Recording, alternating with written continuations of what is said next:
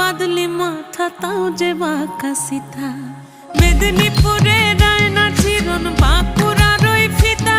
আর যতন করে বাঁধলি মাথা তাও যে বাঁকা সিথা পেছ পাড়িয়া রাজগো